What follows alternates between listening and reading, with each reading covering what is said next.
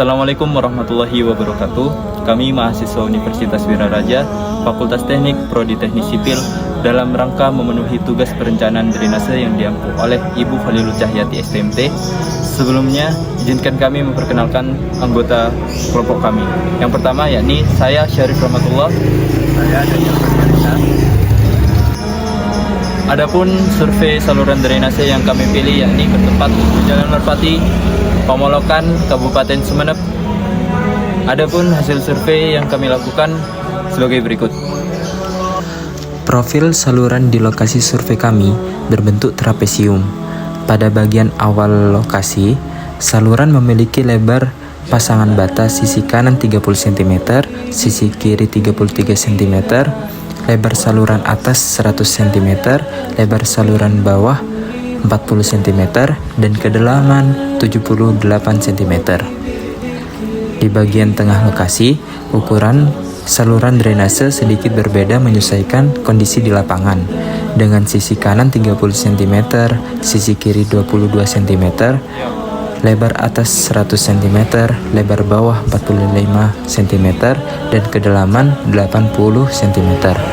Sementara itu, pada bagian akhir lokasi, saluran memiliki lebar sisi kanan 35 cm, sisi kiri 1520 cm, lebar atas 68 cm, lebar bawah 25 cm, dan kedalaman 80 cm.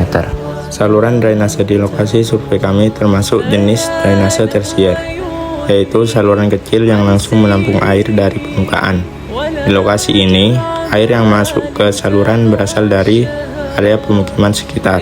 Di lokasi survei kami, saluran drainasenya berfungsi untuk menyalurkan air dari limbah rumah tangga dan air hujan supaya tidak menggenang di sekitar pemukiman. Jenis drainase ini termasuk jenis drainase permukaan, karena air yang dialirkan berasal langsung dari permukaan tanah seperti air hujan dan buangan dari aktivitas rumah tangga, bukan dari lapisan tanah bagian bawah. Di lokasi survei kami, saluran drainasenya merupakan saluran terbuka yang terbuat dari pasangan bata. Artinya air mengalir di saluran yang tidak tertutup, sehingga alirannya bisa terlihat langsung dari permukaan. Jenis saluran seperti ini biasanya digunakan di area pemukiman karena lebih mudah dibuat, dibersihkan, dan diperbaiki saat terjadi penyumbatan atau kerusakan.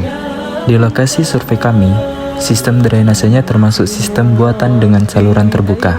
Artinya, aliran air mengalir melalui saluran yang berada di permukaan tanah, bukan melalui pipa di bawah tanah. Air dari kawasan pemukiman dialirkan ke saluran-saluran berikutnya, dan pada akhirnya bermuara ke sungai.